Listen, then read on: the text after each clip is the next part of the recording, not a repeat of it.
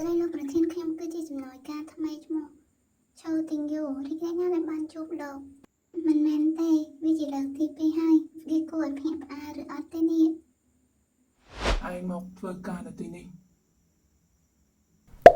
คือมอกปีច្បាស់ជាមកពីសម្បូរប្រសាទហើយណាដែលខ្ញុំធ្លាប់បានស្រាវជ្រាវពីក្រុមហ៊ុននេះហើយមានការកត់ត្រាយ៉ាងខ្លាំងចំពោះភាពចំណេញប្រចាំឆ្នាំជាមធ្យមទៅដល់ 15.8 លានយួន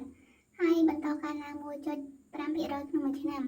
នឹងចាប់ជាកម្រិតកំពូលនៃវិស័យឧស្សាហកម្មនេះឯងមិនជាប់ទេគ្មានផ្លូវឲ្យឯងមកចិត្តយើងទេគិតថាគួរឲ្យស្រឡាញ់ណាស់ឬយ៉ាងម៉េចហាក់មិនឲ្យអ្នកនេះជាប់បានឡើយពិតជាគ្រោះថ្នាក់ណាស់តែមើលឃើញក៏បំណងរបស់ខ្ញុំរឿងយ៉ាងនេះឯងលោកប្រធានអធិស្ឋានលោកវិនម្នាក់នេះគឺជាបេក្ខភាពដែលស័ក្តិសមបំផុតហើយសម្រាប់រឿងក្រុមហ៊ុនខ្ញុំសម្រាប់រឿងលេខាផ្ទាល់ខ្លួនរបស់លោកបាទអូហូជីវិតជាអ្នកសម្រាប់លើខ្ញុំគឺលោកគ្មានជំរឿនផ្សេងទៀតទេខ្ញុំបានជ្រើសរើសយកគេម្នាក់នេះហើយលោកប្រធាន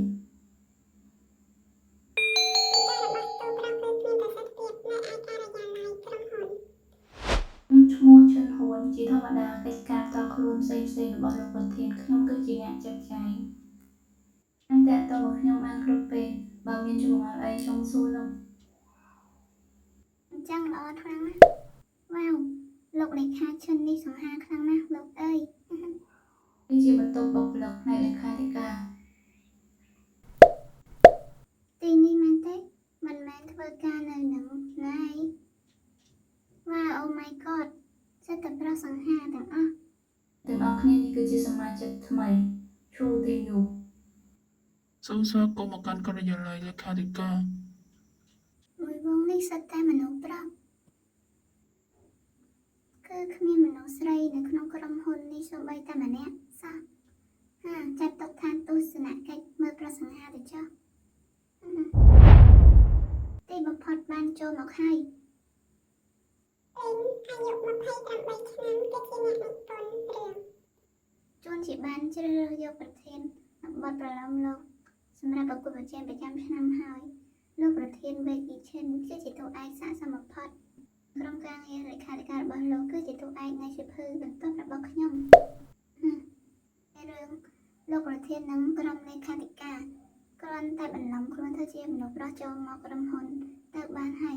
ដំណាក់កាលទី1គឺជោគជ័យហើយ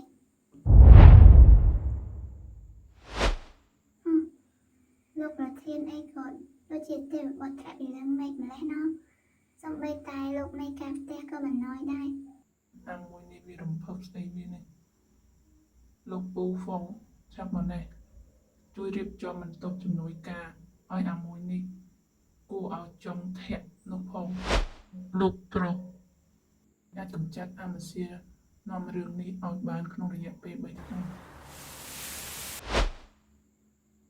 ខ្ញុំគួរតែរកពេលសរសេររឿងលោកពូមេការនៅផ្ទះនេះប្រហែលជាអាយុ40ឆ្នាំហើយប៉ុន្តែរូបរាងសង្ហាសាច់ដុំមាំតំជួយដោះសម្លៀកបំពាក់របស់លោកប្រធានទៀត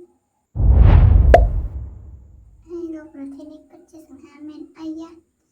ចំហើយស្អីចេះខ្ញុំត្រូវតែលាក់ហើយ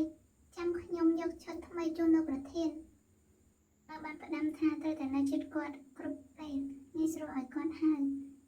នឹងដូចជាពិបាកបន្តិចហើយសម្រាប់ខ្ញុំ